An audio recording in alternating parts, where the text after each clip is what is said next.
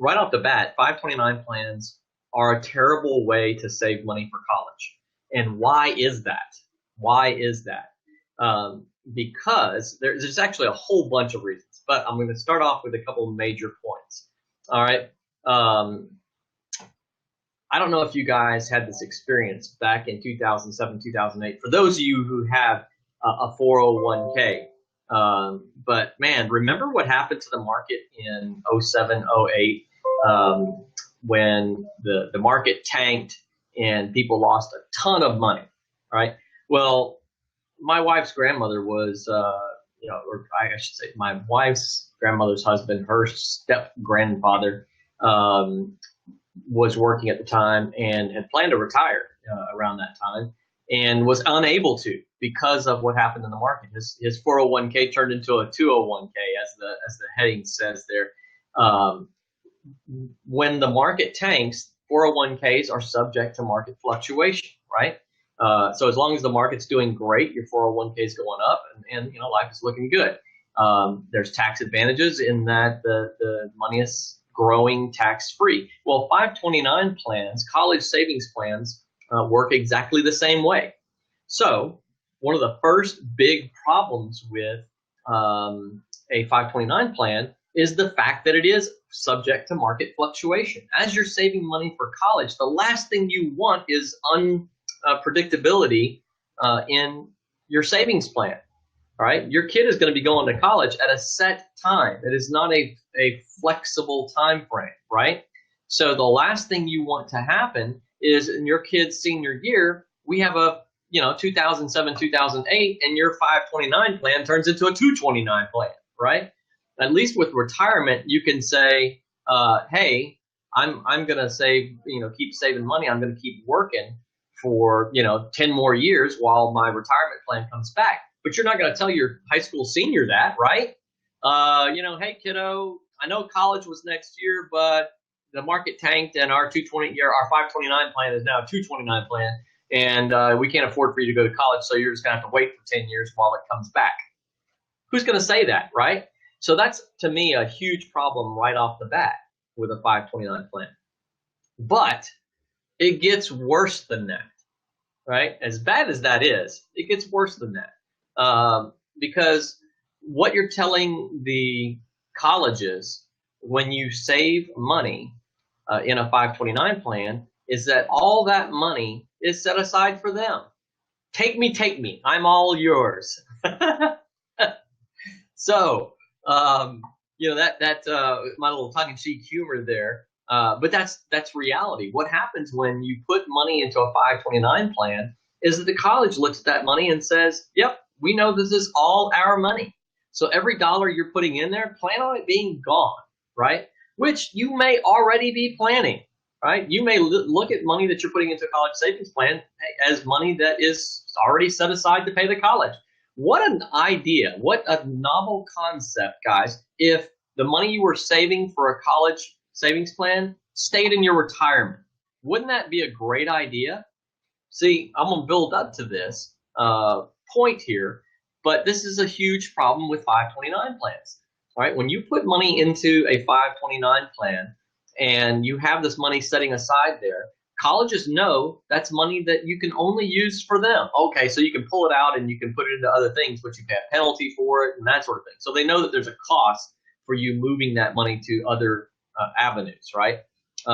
It is a lump sum of money that college looks at and understands that you, the parent, have already parted with that money.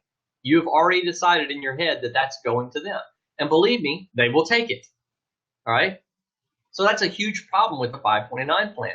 But it gets worse than that, right? In reality, if you had $100,000 sitting in a 529 plan for your student to pay for college, while that formula, when you're filling out the financial aid paperwork for colleges, the formula says for every dollar that you have in a 529 plan, it's going to cost you 5% in potential free money, right? So if you have $100,000 in a 529 plan, you're taking $5,000 off the table in potential scholarships and grants. That's what the formula says. But in reality, that's not the way it works, guys.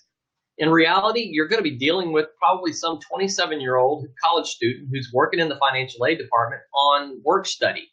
And they're going to get your application, and then they're going to look at your application and go, oh, Joe has $100,000 saved up in a college savings plan. He doesn't need free money. He's got tons of money. To the loan pile you go, right? Because you've already demonstrated that you have the capacity to save money.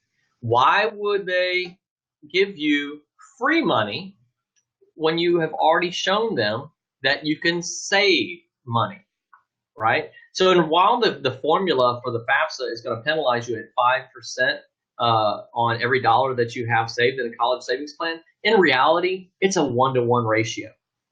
That financial aid department is going to look at that money and say, yep, that's all our money. We're going to take it all, right? And so, in the scenario where I was saying here, let's say college is you have $100,000 saved in a 529 plan. Well, if college is $150,000, they're going to look at that 100, say, okay, that comes off the top. We have 50,000 left over. You've already shown us that you have the capacity to save, so we're not going to give you any free money. So let's now loan you the other 50,000, and as long as it's in a budget that meets the same amount that you were saving, we know you can pay it, right? So that's why it's really, really a tragically bad idea to use 529 plans to save for college. You are broadcasting to them that, one, you can save, two, all that money is already set aside for them so they can take it, and three, if the market tanks, you could lose half of it in a matter of a month, a few nights. I've actually had stock investments at one point in my life where they dropped 50% overnight. Now, obviously, 529 plans are typically, spread out into mutual funds and that sort of thing. But, I mean, if we have a 2007, 2008, the market dropped 28% in one year and 38% in the next year.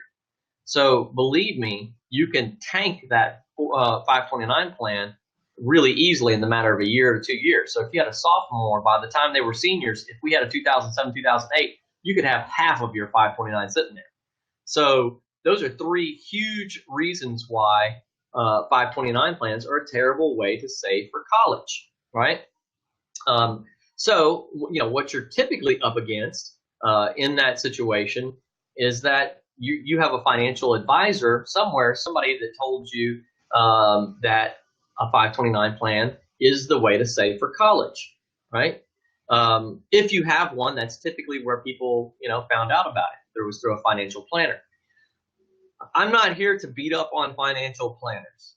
All right, let me be clear about that right off the bat.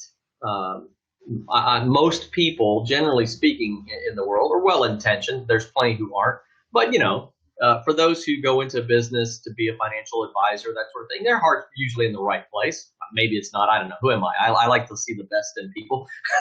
I don't know. Anyway, and they want to tell you the best thing to do for college and saving for college. And obviously, having some money set aside for college is better than having no money at all, right? But here's the deal, all right? I got to take my glasses off and get serious on this one here. Here's the deal, guys. Even at the highest level, one of the gentlemen that works for the company has his charter financial planning certification. It's the highest certification you can have as a financial planner. It's like the PhD of financial planning, if you will. And he will tell you that in all his training, there was literally only 2 paragraphs. So I'm trying to put that on screen. 2 paragraphs of information on college planning. 2 paragraphs, right? And the instructor told him literally not to worry about it because they don't ask you about that information on the test. So understand that while you're sitting down with your very intelligent, very knowledgeable financial planner who has lots of wisdom in all sorts of financial areas, when you're asking them about college, the honest ones will tell you that they have not had a lot of training. I've actually had financial planners tell me that they don't know what to tell their clients when it comes to planning for college, because in reality, they will approach the problem from the wrong angle, if you ask me, which is they will say, how much is the college that your child is going to be attending? Or we won't even go that route. We'll just do it generically. Colleges right now cost X per year, which for 2016, a state school was just under 25,000 a year. Private school was just over 50,000 a year. So we'll take that. How old is your kid? Your kid is this old, 10 years from now. Okay. The average cost of college goes up 5 to 7%. So that means by the time your kid goes to college, it's going to be this much per year. And that means 4 years of college is going to cost you X. Let's divide that by 10 years, and that's how much you need to save per year. We'll put it in a 529 plan, which has a projected growth rate of X, and you'll be able to, pay for college. That's how they approach the problem. And it's crazy madness. I'm telling you guys, your financial planners, as well-intentioned as they are costing you a ton of money just because of that approach right there. And you show me a financial planner that doesn't do it that way. I'd be happy to chat with them because in reality, that's not the way the system works. Well, you know what? The system will work that way, and you'll spend a buttload of money on college, right? So if you want college to be 50 to 80% cheaper, that's the sure way not to do it, right? Start putting money in a 529 plan, yelling at the school, here's my money, take it, take it, take it. I don't want your free money, forget it. Rip me off and rate me and charge me the maximum dollar amount. I'm not down for that. I don't know what you guys. I have a 17-year-old and a 13-year-old. Me personally, I want college to be 50 to 80% cheaper. So what do? Well, you don't put money in a 529 plan. I can tell you that right off the bat. For anybody that's watching this, shoot me a private message, PM me, or just comment on the deal here that you would like to know what to do. I'll tell you. And you don't even have to use me. It's free information. That doesn't mean your financial planner or whoever you would use to set it up right is going to get it to work for you because they probably don't know how to do it. So I would highly recommend using my services to get it done. But I'll tell you what to do. So anyway, contact me for that information, and I'll shoot you a little article I wrote on it and tell you what to do. If you read the 98 pages of instructions in the FAFSA, it'll tell you where money can be placed that they don't ask and don't look. All right, so from a strategy, I will tell you guys this, right? When you have a 529 plan, y'all remember the Roadrunner? Who's old enough to remember this? The Roadrunner and the Wile E. Coyote, right?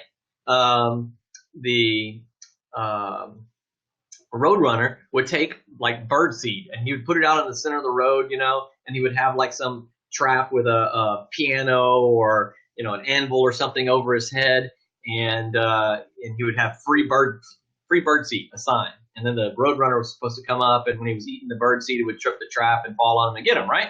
Never worked that way. The Roadrunner would fly up, eat all the birdseed, shoot off. And then the Wile E. Coyote was like, why didn't it work? And he'd go out there and he'd jump on the trap, and then the anvil would, crush it, right? Hey, Talou, this is a fun conversation here. Are you required to declare 529 savings to the school? Great question. All right, guys, I'm going to put this up. There we go. Talou is asking, are you required to declare 529 savings to the school? Talou, absolutely you are. It will ask you specifically how much money you have in a college savings plan for your student. And then parents got crafty, right? Some financial advisors caught on to this idea, and they're like, well, you know what? It's asking how much money do we have in the student's account. So what we'll do is we'll take that money and we'll put it in our kid's account. And then we'll use it to, pay for college, but it's not on the radar. Well, the school's caught on to that. And the very next question now in the FAFSA asks you, how much money do you have in a sibling's savings and the 529 plan? So they're going to, find out all the money that you have saved for college. And yes, you are required by law. It's fraud if you don't, to report that money. There's only a handful of different opportunities, a handful of different places where you can put money that the college doesn't get to see it. All right. They're very, very limited few. You can put it into IRAs, you can put it into annuities, and some other places that they don't ask about, or they'll tell you that that's excluded. And that's what some financial planners advise. Bad idea, because the money isn't liquid and you pay a big penalty when you try to pull that money out. Typically 10 years is what you're going to have to deal with there. I think I've seen 7 years on some annuities. But I mean, obviously your kid's going to be, out of college in less than 7 years. So going that route is not a good idea. If you read the 98 pages of the FAFSA, it will tell you where you can put money that they don't ask about or that is excluded. So I'm not telling folks anything that's like some secret sauce thing. My neck itched. Sorry. Um, I'm not telling folks anything that isn't blatantly stated in the instructions. Now, I will tell you, I believe from a strategic standpoint, the college, when you have this 529 money, it's just like that bird seed with the Roadrunner and the Wile E. Coyote. The 529 is the bird seed, and the college is the Roadrunner. They're going to run up, eat all your 529 plan, and run off, right? I'd much rather have an angle where we take that same money, put it over here behind us where the school doesn't get to ask, doesn't see it. And now, earlier I said, hey, if school was 150,000, you had 100 saved, they would take all that 100,000 and say, well, we still need 50, and you've already showed us that you can save, so we're not going to give you any free money. So how are you going to pay this 50? We'll loan it to you. Well, me, from a strategic standpoint, I'd much rather take that 100, put it behind me where they don't get to see it, they don't get to ask, and now they say, well, hey, college is going to be $150,000. How much have you saved? Well, we can legitimately, legally, ethically, morally say, I have $0 in a college savings plan. Right? I believe every dollar I'm saving should be for my retirement, not for lining overpriced, massively overpriced, inflated prices of some college that's paying their doggone chancellor of the school $4.5 million in a salary and a $5.4 million bonus, like Stanford's dean, right? Who have $26 billion in their endowment fund, or $25 billion like University of Texas. They don't need your money, right?